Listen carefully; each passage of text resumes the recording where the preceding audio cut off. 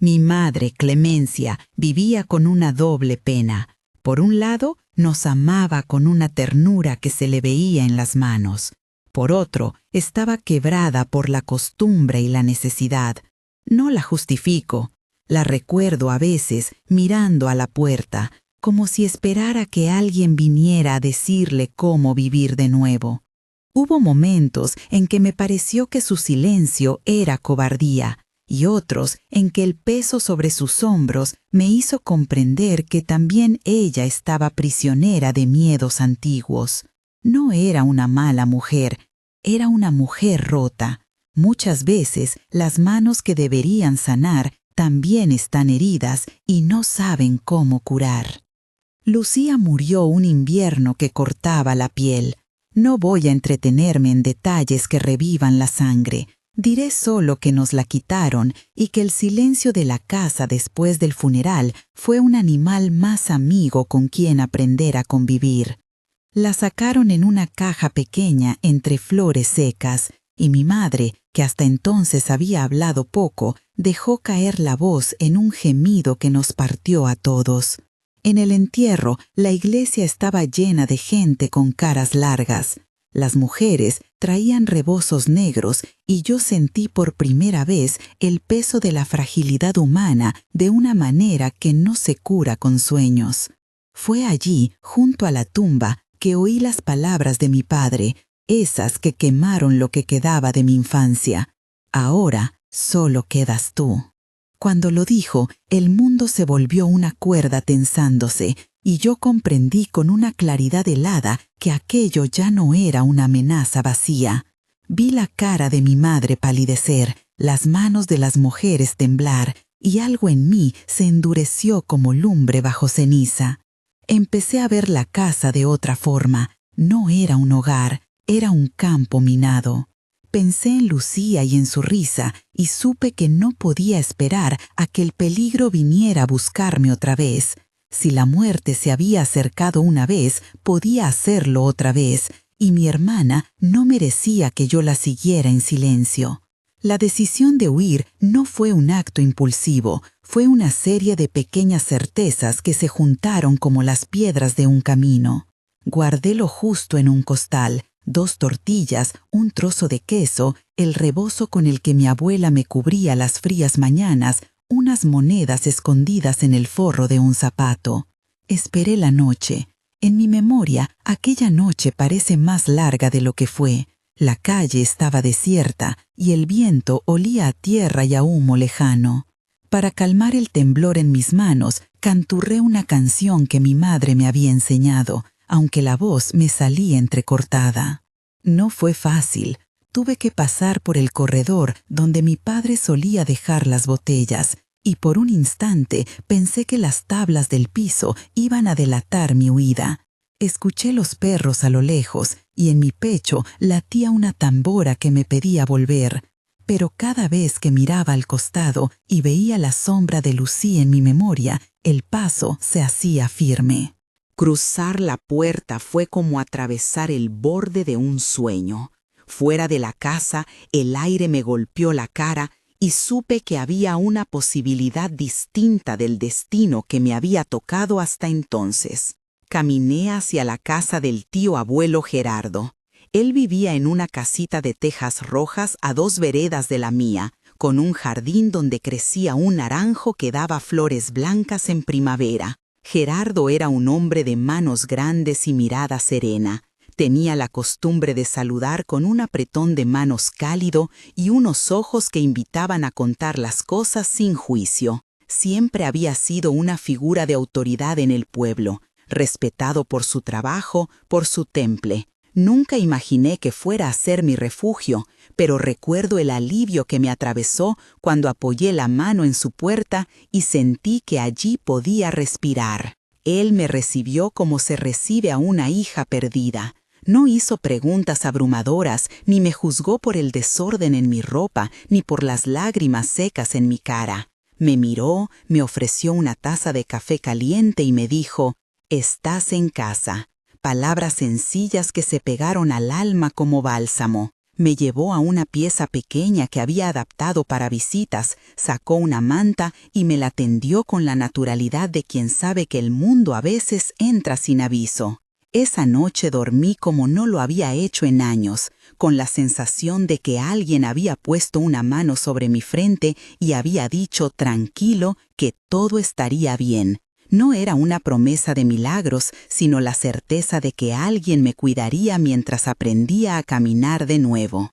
Con Gerardo vinieron otros gestos de amor humano, una maestra amiga que se ofreció a enseñarme a leer mejor, unos vecinos que me trajeron comida y la posibilidad de ir a la escuela de adultos del pueblo. Me costó mucho hablar de Lucía. Al principio guardé todo en un rincón y solo dejaba que asomaran recuerdos felices. Pero poco a poco, en conversaciones largas y pausadas, las piezas del pasado empezaron a tener nombre. Aprendí a decir «me hizo daño» sin caer en la culpa. Aprendí que las palabras pueden ser medicina y no solo confesión. Tadeo apareció en un momento en que ya no esperaba nada del amor. Era un hombre de pueblo, trabajador en la zapatería del centro, que tenía la risa franca y las manos que olían a cuero. No fue un enamoramiento furioso, fue un andar de a poco como las pequeñas costuras que se hacen en el tiempo. Me respetó, me escuchó. A diferencia de otros que miraban con curiosidad, él me miraba con respeto. Nos fuimos conociendo en paseos por la plaza, en tardes de sombras bajo los portales, en tertulias donde la gente traía pan y historias. Con él encontré un compañero que no pretendía arreglar mis heridas con promesas vacías, sino que aceptaba caminar a mi paso. La reconstrucción no fue lineal. Hubo retrocesos, noches donde la memoria me arrastraba y parecía que el pasado quería volver a instalarse. Pero hubo también avances. Estudié para ser maestra, trabajé en la biblioteca municipal y cada libro que ponía en las manos de un niño me devolvía un pedacito de la infancia que creía perdida. Enseñar fue una manera de nombrar mi vida con otra voz. Supe que, aunque mi historia había tenido sombras, también tenía puntos de luz capaces de encender otras vidas. El rebozo que me había acompañado en la huida lo usé después para cubrir a los bebés que nacían en la casa de parteras donde colaboraba. El rebozo, que una vez fue abrigo, se volvió símbolo de protección. A lo largo de los años, volví a Guanajuato. El regreso no fue glamour ni gesto de vanidad, fue la decisión de habitar mis raíces y de ponerme cerca de la gente que amaba. Haber vuelto no significó olvido. Significó que podía mirar el pasado sin que me consumiera. En la casa donde viven ahora mis hijos, a veces preparo café de olla para la familia y cuento historias de naranjos y de bugambilias. Mi vida se llenó de nietos que me preguntan por las recetas y por las canciones que yo tarareo sin pensar. Sé que hay quienes escuchan esto y todavía están en la sombra, con miedo, pensando que no hay salida.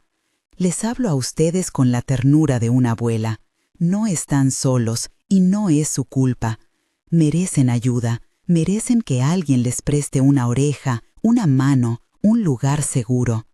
Si ves señales en alguien, miradas cerradas, excusas para no salir, moretones escondidos, un cambio de carácter repentino, pregunta.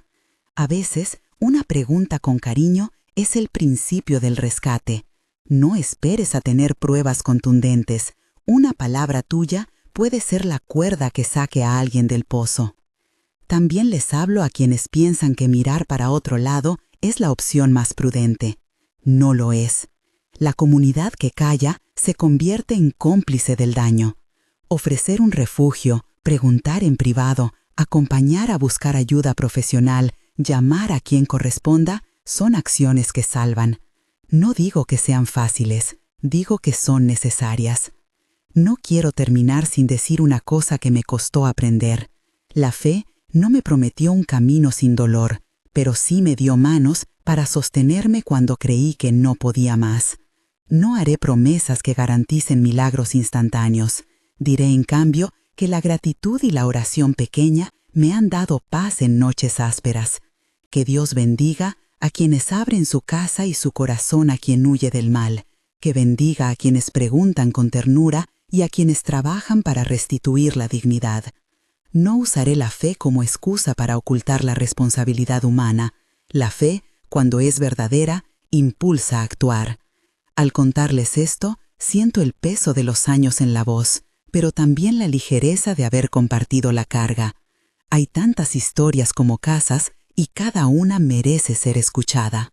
Si al final de esta narración algo toca tu corazón, te pido con cariño que te suscribas, que actives la campanita para recibir otros relatos que puede que den fuerza a quien los necesite, y que dejes en los comentarios la palabra esperanza si sientes que hoy, de alguna manera, la encontraste. Gracias por escuchar, por quedarte en esta tertulia conmigo. Les mando una bendición sencilla de la que cabe en la palma de la mano. Que Dios nos dé fuerza para mirar, para ayudar y para sanar. Después de decir aquello, me quedé un rato en silencio, dejando que las palabras se asentaran como migas en la mesa. La casa, que antes había sido apenas refugio para mis noches y para mis hijos, se fue poblando de otras cosas. Risas ajenas, mantas dobladas, platos que nunca eran los mismos 2 días seguidos. Poco a poco, la cocina se transformó en centro de consejo y compañía, no por pretensión, sino porque había gente que necesitaba un lugar donde dejar la mochila del miedo y tomar un respiro. Empezamos con cenitas los jueves, invitaba a quien viniera, y entre un mole, un pan recién hecho o frijoles guisados, las mujeres empezaban a hablar. Al principio, las palabras salían a medias, entrecortadas por la vergüenza o por el hábito de no contar lo íntimo fuera de la casa. Con el tiempo, aprendimos a escuchar sin interrogar, a hacer preguntas que abrieran puertas, pero no empujaran a las personas a volver a cerrar. ¿Quieres que te acompañe mañana? Era a veces la única frase que bastaba. Otras veces, la respuesta era simplemente, necesito dormir fuera una noche. Y con esas pequeñas demandas fuimos creando la costumbre de cuidarnos. No fue fácil. Hubo quienes miraron con recelo. Otra casa más que mete las manos donde no debe, decían algunos. Hubo respuestas institucionales que tardaron en llegar. A veces, la tramitología parecía diseñada para cansar. Aprendimos a no depender únicamente de papeles. Si alguien llegaba con un niño en brazos y la mirada apagada, lo primero era darle leche, pedirle que se sentara, ofrecerle ropa limpia. Después, cuando la respiración volvía a un ritmo menos acelerado, venían las opciones: albergues, abogados, consultas médicas. Y si ninguna de esas puertas se abría, abríamos la nuestra una noche más. No como solución permanente, sino como puente. Muchos de los que ayudaron no tenían experticia alguna, solo manos dispuestas. La señora de la panadería dejó de cobrar un tiempo y entregó pan para quienes estaban empezando. Un joven que trabajaba en la ferretería trajo sábanas viejas que nadie usaría. La partera de la esquina, que me enseñó a envolver recién nacidos con paciencia, trajo su oficio para aquellos partos que se presentaron en medio del desarraigo. Así, la comunidad se fue tejiendo como el rebozo que ahora uso para los bebés, hecho de hilos prestados por muchos. Una mujer que recuerdo con cariño es Lilia. Llegó una mañana temprano con una mochila y la mirada hecha jirones. Caminó hasta mi cocina y se sentó. No pidió nada a gritos. Su voz era una tregua. Me contó, con pausas, cómo había pasado años justificando golpes que le decían amor. Cuando le ofrecí una taza de café, me dijo, yo creí que eso era lo normal. No le dije que se diera prisa en sanar. Le dije que estaba aquí, que podía quedarse el tiempo que hiciera falta. Le dimos trabajo en la biblioteca. Le pagábamos por ordenar libros y leerle a los niños una tarde a la semana. El recibir un sueldo, por pequeño que fuera, le devolvió algo que parecía sencillo pero era profundo: decisión sobre sus días. Con los años, algunas de las mujeres que pasaron por la casa aprendieron oficios. Tuvimos un taller de costura, porque la ciudad necesitaba ropa y ellas necesitaban manos que generaran ingreso. Más que crear modas, cosíamos dignidad. Las prendas salían con la etiqueta «hecho por manos que vuelven a vivir».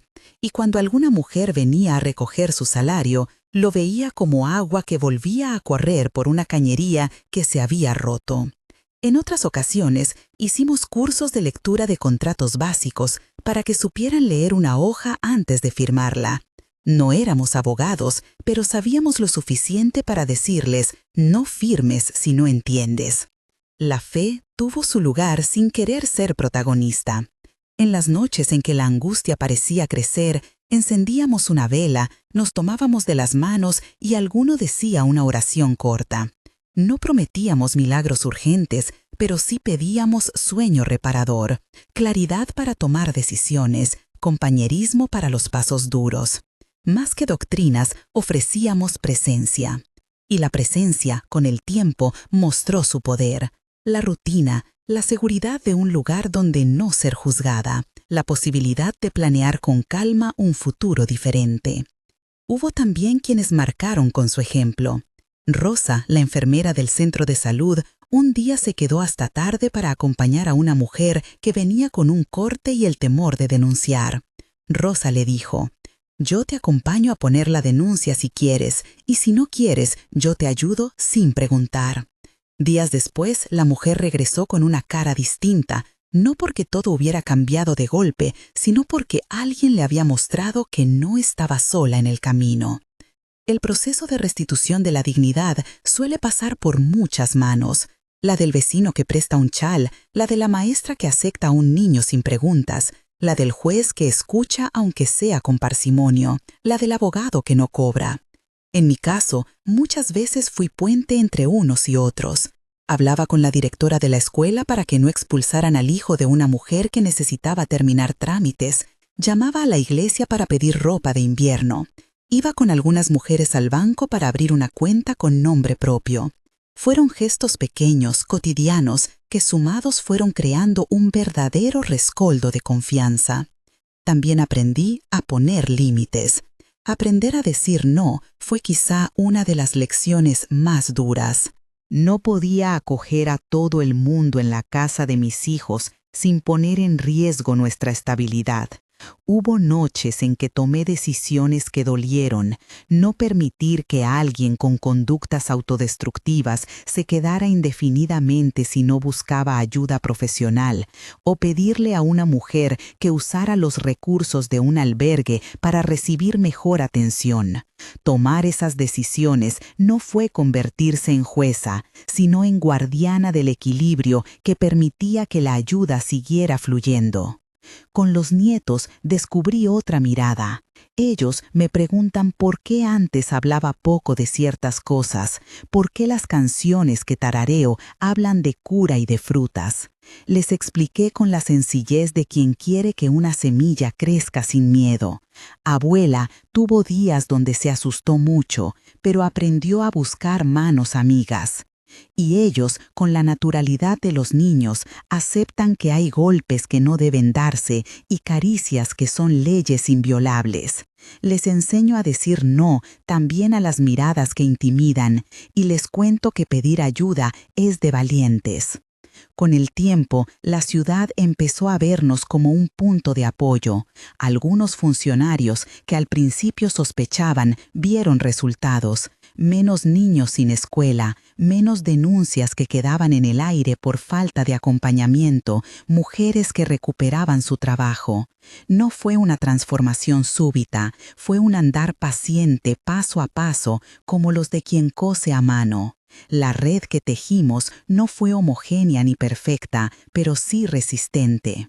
Y sin embargo, la vulnerabilidad vuelve. Las historias no terminan por la sola voluntad de quienes ayudan. Conocí personas que, después de años, recaían en relaciones dañinas porque el miedo se presentaba de nuevo con rostros distintos, promesas, adicciones, manipulaciones. Por eso insistimos en que el apoyo sea integral, no solo dar techo, sino acompañar con asesoría psicológica cuando era posible, con capacitación laboral, con espacio para reconstruir autoestima. La reconstrucción de la vida exige tiempo y, sobre todo, compañía que no se fatigue al menor tropiezo. Una tarde de otoño, cuando las bugambilias ya teñían de violeta la reja, llamó a la puerta una joven que nadie conocía. Venía con un niño dormido sobre su hombro y una mochila que se veía pesada. Su mirada intentó ocultar algo, tal vez vergüenza, tal vez cansancio, pero cuando me miró vi que estaba en el filo entre la decisión y la duda. Me sonrió tímidamente y dijo: «Dicen que aquí ayudan». No la dejé hablar más que lo necesario. Le ofrecí silla, agua y una toalla para refrescarse. Mientras la lluvia dibujaba círculos en el patio, ella empezó a desatar la historia con voz baja. No adelantemos los pasos. Dejé que se acomodara, que el niño abriera los ojos, que el aroma del café la anclara a ese momento del presente. Abrí un cuaderno y le pregunté su nombre. Las palabras vinieron a su tiempo. Las preguntas que hice fueron pocas y claras. ¿Quieres quedarte?, pregunté al final. No como juez, sino como quien tiene la llave de una casa que ya había aprendido a abrir para otros. Ella asintió, con los ojos que buscaban aprobación. Le ofrecí la habitación de la pared azul, la que pintamos con manos amigas y donde siempre hay un rayo de mañana. Mientras subíamos las escaleras, pensé en la cantidad de historias que habían pasado por ese mismo corredor y en la paciencia que se necesita para acompañarlas. No sé aún cómo terminará la historia de aquella joven. Lo que sí sé es que cada vez que una puerta se abre en esta casa, se abre la posibilidad de volver a escribir el día. Y si hay algo que la vida me ha enseñado, es que no hay final fijo. Hay tramos donde se aprende a caminar otra vez. Hoy le ofrecí un rebozo, como antaño, no para cubrir la vergüenza, sino para nombrar un gesto. Aquí tienes un lugar seguro para aprender a respirar. Mientras le explicaba con calma las opciones, registro de la escuela para el niño, posibilidad de trabajo temporal en la feria, visita a la clínica para una revisión, la lluvia amainó y la tarde vino con un silencio más claro. Tomé una taza y le ofrecí el pan que había sobrado del día anterior. Ella lo sostuvo con manos que temblaban menos que al principio. Cuando el sol, por fin, entró por la ventana de la cocina, supimos las dos que era tiempo de empezar los pasos concretos. Caminamos hacia la mesa y llamé a una de las voluntarias para que nos ayudara con la ropa del niño y con un teléfono para las gestiones. Era hora de poner en marcha lo que habíamos aprendido tantas veces, no solo escuchar, sino acompañar hasta que la persona pueda sostenerse por sí misma. Abrí la puerta principal, respiré el olor a tierra húmeda y, sin dramatismos, le dije: «Hoy solo empezamos, mañana vemos lo siguiente». Ella me miró con gratitud y algo así como alivio. Cerré la puerta atrás de nosotras y, por un instante, pensé en los años que trajo esta casa, en noches infinitas, en costuras olvidadas, en manos que se aferraron y en otras que aprendieron a soltar. Entonces supe que mientras haya una taza de café caliente y una silla vacía, el refugio seguirá abierto para quien necesite reparar su nombre. Los primeros días con Lucía fueron una sucesión de pequeños acuerdos, horarios, turnos para la cocina, el lugar donde colgar la ropa, la hora de acostar al niño. Hubo conversaciones que apenas rozaban la superficie: qué comida le gustaba al niño, si tenía algún medicamento, si sabía leer, y otras que fueron más lentas, como remover una costura vieja. A veces, al ordenar la ropa en su cajón, se detenía a mirar una prenda y apretaba los labios como quien intenta contener una memoria que duele. No la forzamos. En este refugio aprendimos que la compañía hila con la paciencia y que los silencios tienen tanta importancia como las palabras. La voluntaria que vino al principio, la que había traído la mochila y las camisetas limpias, se llamaba Mariela.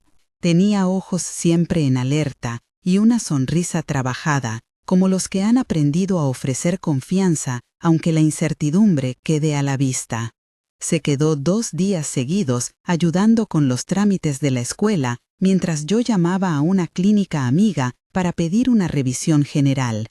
Conseguimos que el niño quedara inscrito en la escuela cercana, le compramos un cuaderno y unos lápices con la vieja caja de donaciones.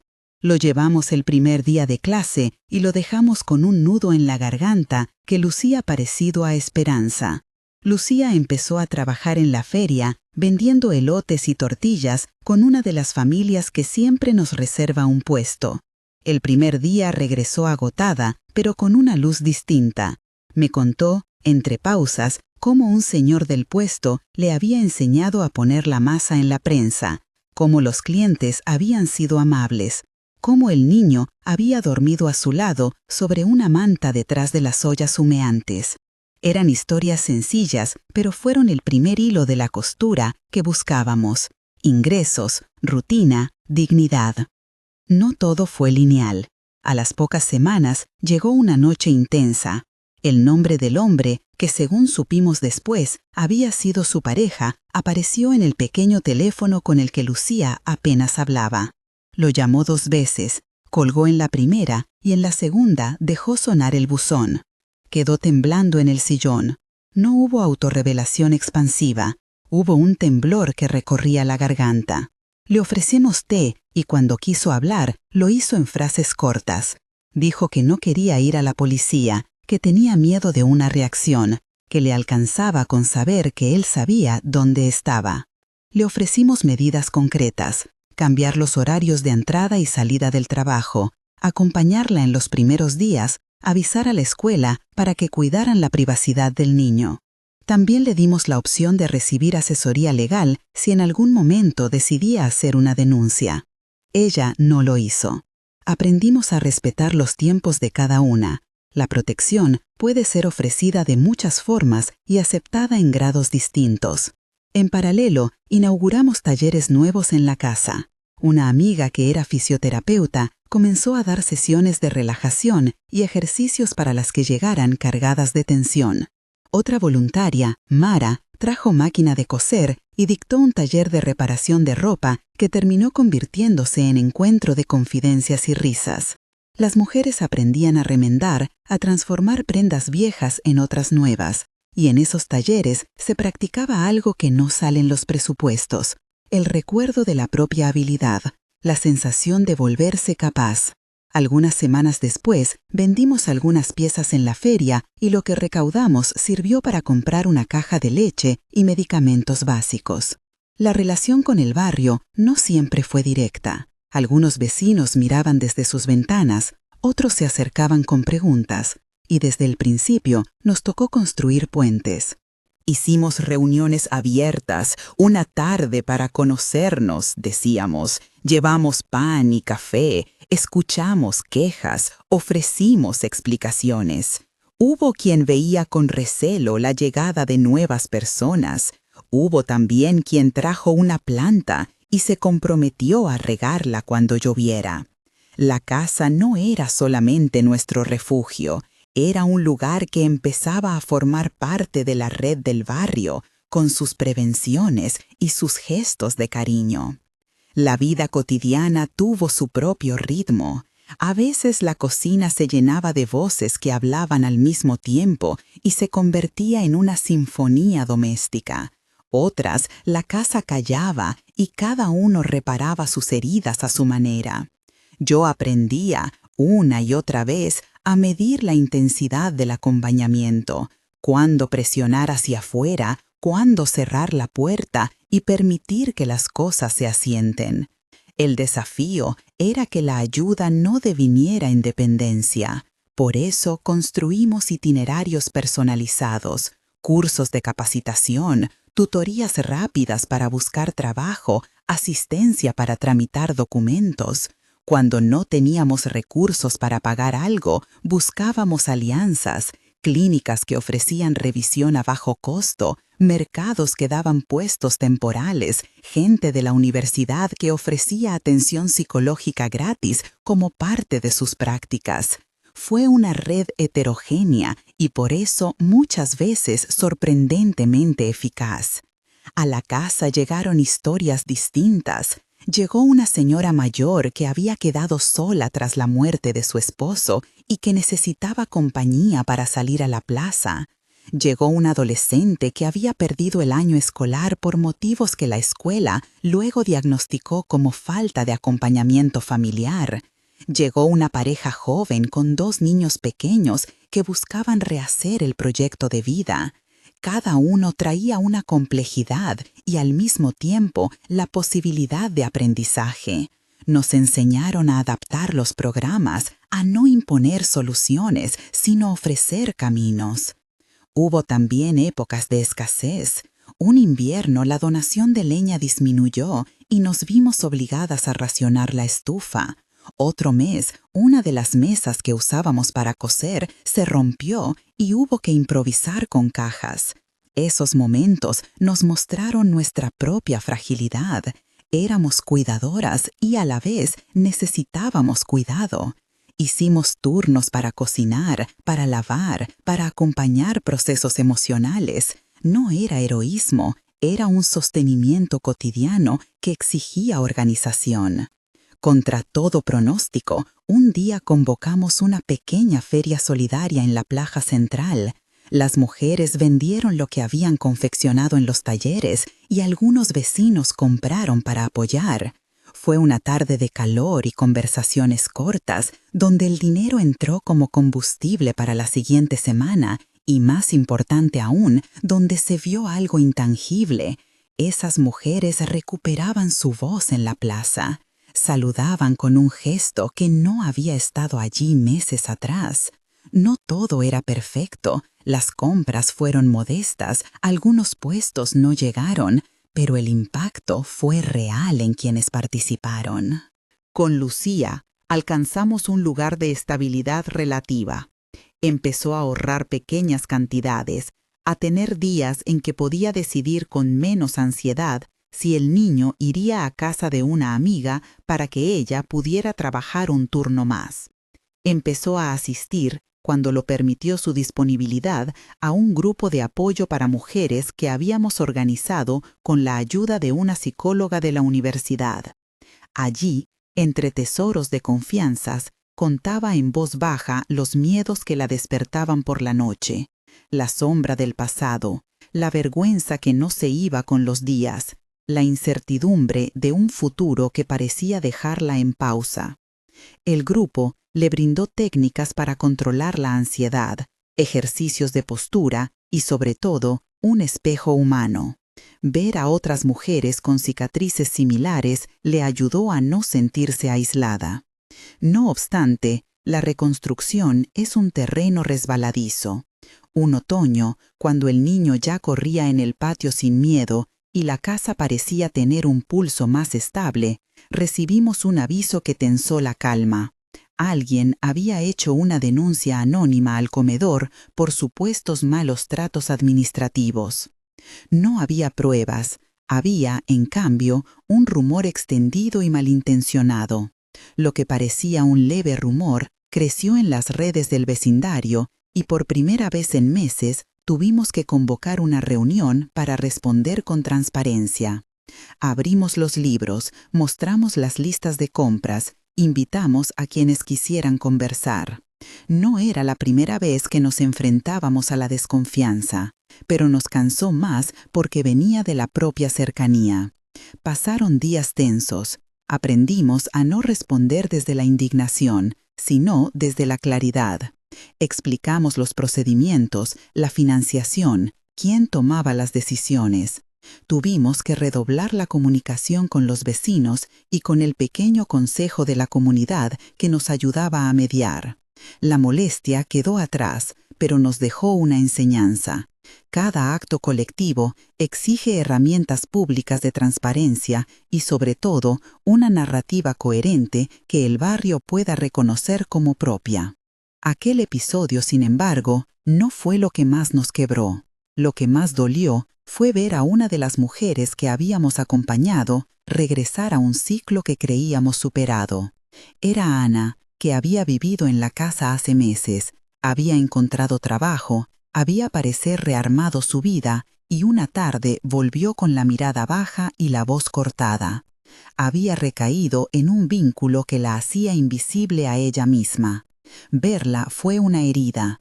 Nos recordó que el proceso de reconstrucción no es lineal y que la compasión no se gana ni se pierde, simplemente se practica una y otra vez. No la juzgamos, volvimos a abrirle la puerta y le ofrecimos lo que siempre habíamos ofrecido: espacio, asesoría, escucha. Ana contó su historia sin buscar excusas y juntas empezamos a tramar un plan. La presencia repetida del dolor nos hizo más humildes. No hay recetas mágicas, solo acompañamiento obstinado. Los niños también eran un termómetro de nuestra labor. El niño de Lucía comenzó a hablar con más soltura en la escuela, le gustaba dibujar y su maestra nos felicitó por su progreso. Pero otros chicos mostraban señales de desgaste, regresos nocturnos tardíos, rabietas, notas bajas que no terminaban de revertirse. Los talleres con psicólogos en práctica ayudaron y la colaboración con la escuela permitió un seguimiento más cercano. Nunca subestimamos el efecto del juego. Una tarde pusimos una mesa con pinturas en el patio y vimos cómo, por un rato, se deshilacharon las tensiones. Pintaron barcos, soles, casas, pintaron familias no siempre parecidas a las del barrio, pero cada trazo era un intento de ordenar el propio mundo. A medida que la casa se hacía conocida, empezaron a llegar solicitudes de otros lugares. Personas de barrios lejanos pedían información, consejos, incluso apoyo económico para replicar el modelo. Con esas solicitudes nació la idea de un manual práctico: cómo montar un refugio comunitario con recursos limitados. No lo publicamos en grandes volúmenes, hicimos algo pequeño, con pasos concretos y herramientas sencillas que podíamos compartir en una charla abierta. Las charlas fueron un éxito modesto. 2 vecinas de una cooperativa textil trajeron semillas. Un señor que llevaba años en el trabajo comunitario intercambió una estrategia para conseguir microcréditos. Cada nuevo contacto era un hilo que tornaba a la red más densa. Hubo también momentos de celebración: un cumpleaños colectivo en el patio, una cena de agradecimiento para los voluntarios, el primer bolso de trabajo que una mujer compró con su propio dinero. Esas pequeñas victorias eran celebradas con pan y con una canción que alguien trajo en una vieja grabadora. Nos permitíamos festejar porque, celebrando, reconocíamos que lo logrado era mérito de muchas manos y de una perseverancia que raramente aparece en los titulares. Y sin embargo, la historia no era solamente nuestra fuerza. En una de esas noches largas, cuando la casa dormía y la luna colaba su luz por la ventana de la cocina, recibimos una llamada inesperada. En la terminal, una joven había pasado la noche con su bebé sin rumbo y sin saber a dónde ir. Eran casi las mismas palabras que me habían dicho meses antes cuando abrí la puerta a Lucía. Dicen que aquí ayudan. Sentí por un instante cómo la temporalidad volvía y cómo la casa seguía y debía seguir siendo un lugar para quien toca la puerta con el peso del mundo en la mochila. No me tomé tiempo para pensarlo demasiado. Desperté a Mariela, preparé una taza de café y puse otra habitación en orden. Revisé el cuaderno con nombres y fechas, anoté la hora de la llegada y dejé una nota para la voluntaria de la mañana. Hay gestos que ya son automáticos en este oficio: probar la cama, asegurar una muda de ropa limpia, preparar algo caliente. Abrí la puerta y al rostro de la joven leí la misma mezcla de temor y posibilidad que me había mirado aquella tarde en que entró Lucía. Sonreí con la certeza humilde de quien sabe que el trabajo empezaba otra vez. Una pregunta, una silla, una toalla y después la construcción paciente de un camino que, paso a paso, volvería a intentar coser la vida. La joven se acomodó en la silla de la cocina con el bebé envuelto contra el pecho. Respiraba como quien ha viajado un trecho demasiado largo en el mismo cuerpo. Se llamaba Sofía, dijo en voz baja, y el niño se llamó Mateo.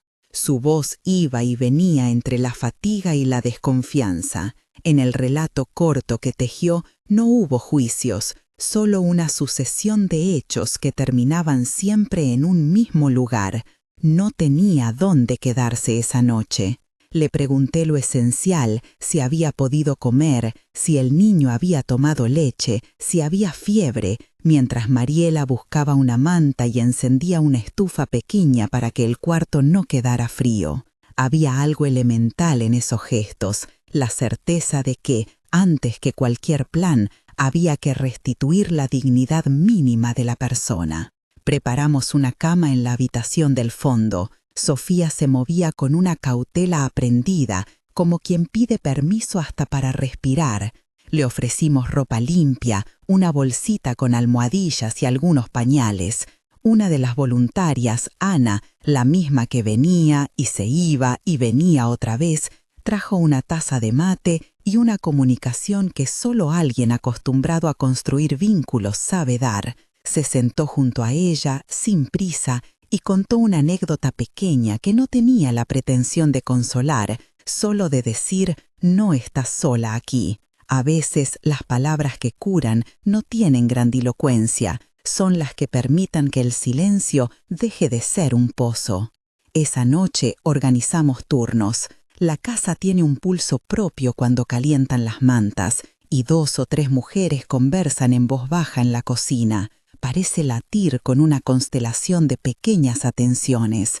Alguien que vigila al bebé, otra que anota la llegada en el cuaderno, la que prepara mate y la que llama por información médica. Hay una lista de recursos que hemos ido armando. Centros de salud donde aceptan consultas sin turno, teléfonos de trabajo social que nos pasan cuando atienden, una red de vecinas que ayudan a conseguir ropa. No es una burocracia elegante, es un entramado de favores que se coordina como si fuera una coreografía improvisada.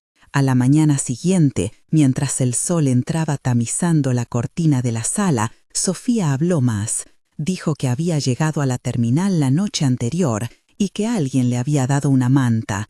Dijo que había caminado con Mateo hasta encontrar la dirección que alguien le había anotado en un papel. Al escucharla, sentí de nuevo la hondura de nuestras propias entradas, cómo aquella simple dirección puede transformarse en un punto de salvación o en un laberinto según quien la pronuncie.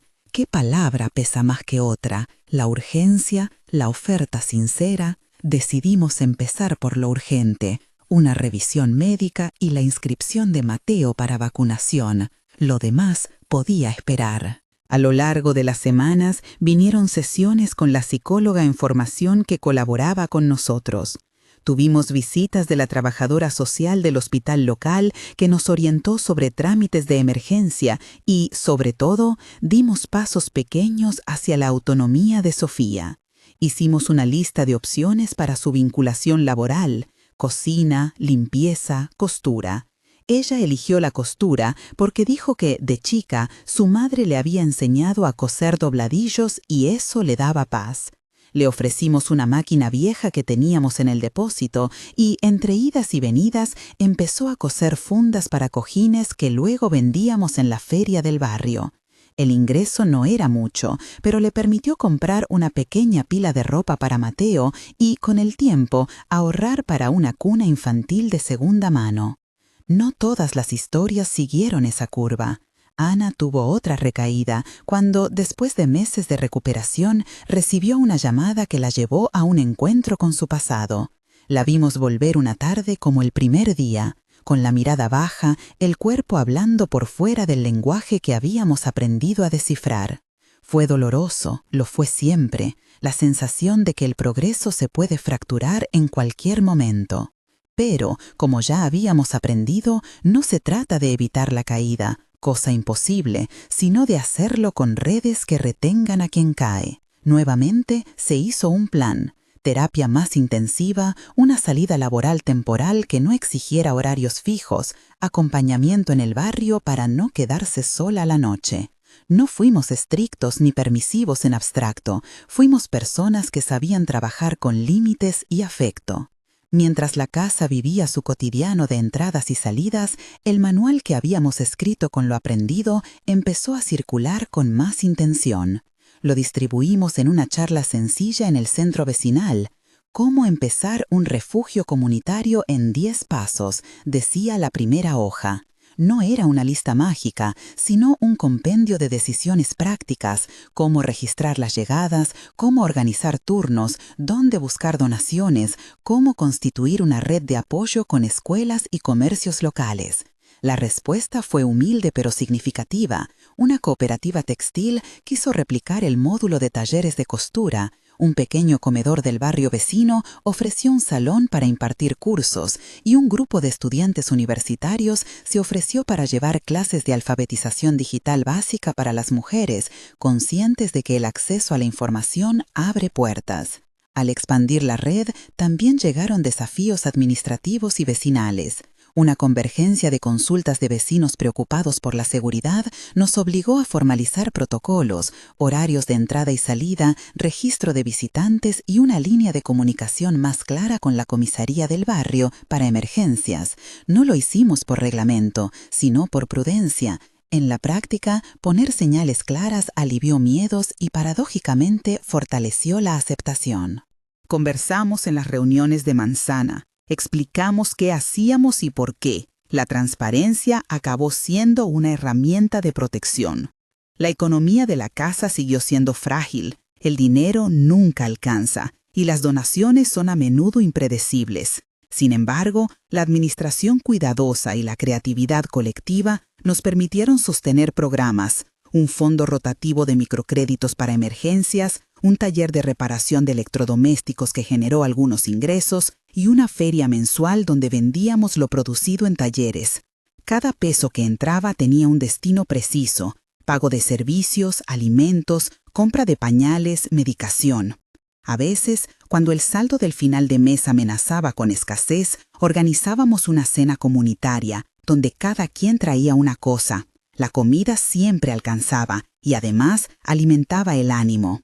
Hubo días de fatiga profunda. Me cuestionaba si nuestras intervenciones no eran como poner parches en un tejido que necesita reformas estructurales. Me preguntaba si nuestras historias de éxito no eran más que cuentos con adornos frente a una realidad que exige políticas sociales de mayor alcance.